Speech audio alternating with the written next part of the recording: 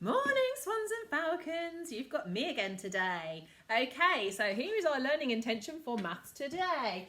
Can I show decimals as their equivalent fraction?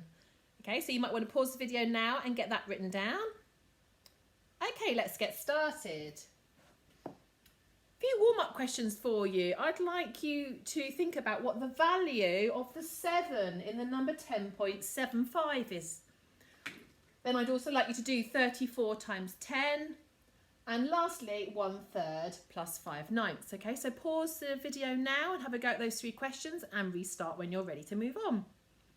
Okay, let's have a look. So we know our place value really well now, don't we? We've done quite a lot of work on it. So the value of the 7 there is what? It's 7/10.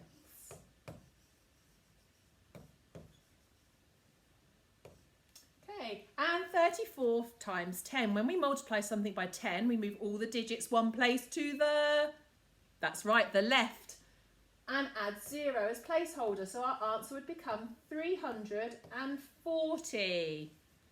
And the last one. Now, what have I got to do before I can do this calculation? When I'm adding or subtracting fractions, I need the denominator, the bottom number, to be exactly the same. What is a common multiple of both 3 and 9? That's right, 9 is. Always look to see if one of them is already a common multiple of the other. It saves you work. So we know that 9 is a common multiple of 3. So we can leave the 5/9 as it is and just convert the 1/3. So I'll do that down here. 1/3, and I want to make it into ninths. So what have I needed to do? I've multiplied the bottom number, the denominator, by 3.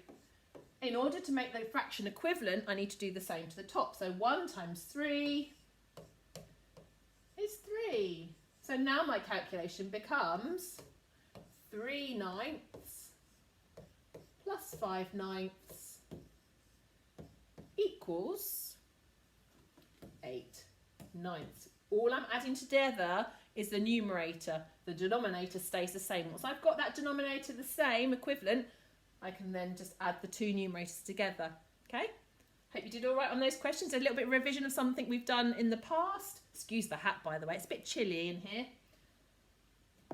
Okay, so today we're thinking about decimals and their equivalent fractions. Now, there are some decimals and fractions that we should just know. We just need to learn them off by heart, really, don't we? Some of these very common ones. So I've got a half, a quarter, 1/3 and 3/4 down the side, and I'd like you to work out which decimal goes with which fraction. So pause the video now and have a quick go, and then restart it when you're ready to move on. Okay, so 1/2, what is that? What is the equivalent decimal of 1/2? 0.5, I hear you say. That is correct. I shall draw a line to it. What about 1/4? 1/4, it's half of a half, isn't it? So 0.25.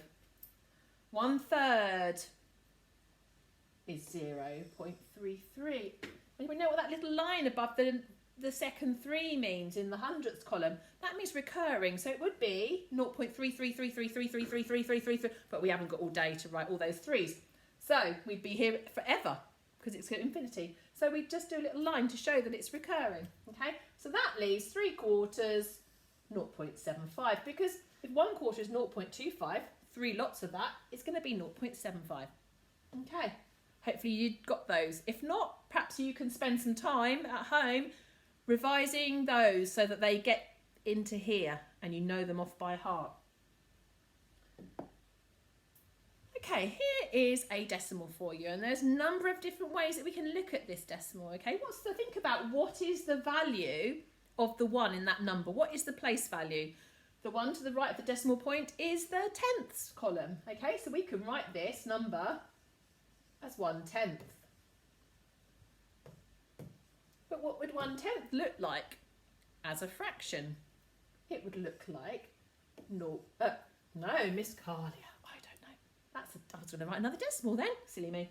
It would be 1/10, 1 out of 10. Now, if I had a cake and I cut it into 10 slices, you know me, I like a bit of cake, cut that into 10 slices, and I had 1/10 of it, I would have 1 slice one slice out of 10. Okay, so that's another way of looking at it, or I could write it in words, 0.1. Okay, so a number of different ways at looking at the decimal. So we know that 0.1, we've already learnt that, is 1/10. Moving on to the next page. So I have a lovely little bar model. I can hear people groaning from here at the mention of the word bar model. But I have a lovely little bar model here to help me with my decimals and equivalent fractions. So we've already established that 0.1, let's change colour. Let's go for orange. So we know that this area here, the fraction is 1/10. Okay, so 0.1 equals 1/10. What about 0.4? What do you think that might be as a fraction? Have a quick think. Well, I've got 0.1, 0.2 to combine, 0.3, 0.4. So I've got 4 out of 10. So my fraction is going to be 4/10. Okay. What if I had, let's say, 7/10? What is my decimal equivalent going to be? If I've got 1, 2, 3, 4, 5, 6, 7, okay, I've got 7 lots of 0.1, haven't I? So my decimal equivalent is 0.7. The 7's in the tenths column, 7/10. 0.4 in the tenths column, 4/10. Can you start to see that pattern emerging? Okay, I've got another bar model underneath, but rather than divide my bar into 10 like I did at the top, I've divided that into 5. So what is each one of these worth as a decimal? Well, I've got 0.1, 0.2 lots of 0.1, so this must be 0.2. 0.2, 0.2, and so on. Okay. And I've got divided into 5 equal parts. So 0.2, 1 out of 5, 0.2, what is that going to be equivalent to as a fraction? So 0.2 is equal to 1 out of 5. 1 out of 5. So 0.2 as a fraction is 1/5. Moving on, now this is another way of looking at it. This is 100 square. So each square, there are 100 small squares within this bigger square. So how many columns are there if there's 100, 10 by 10? So there's 10 columns. So if I was to shade one column, how much of the 100 square have I shaded? I've shaded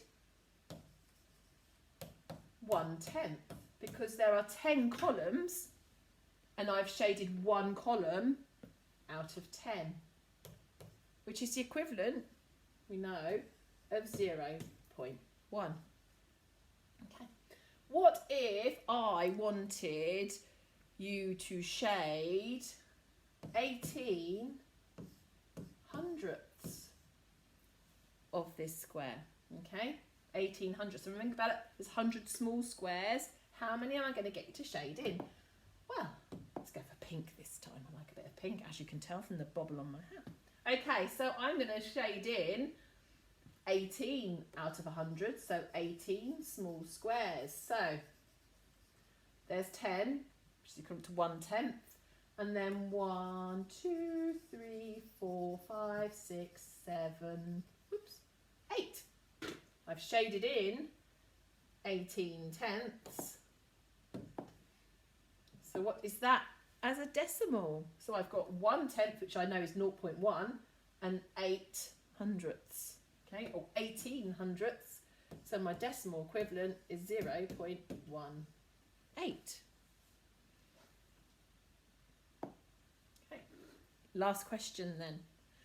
I have 0.8 and I want to know what that is as a fraction, okay?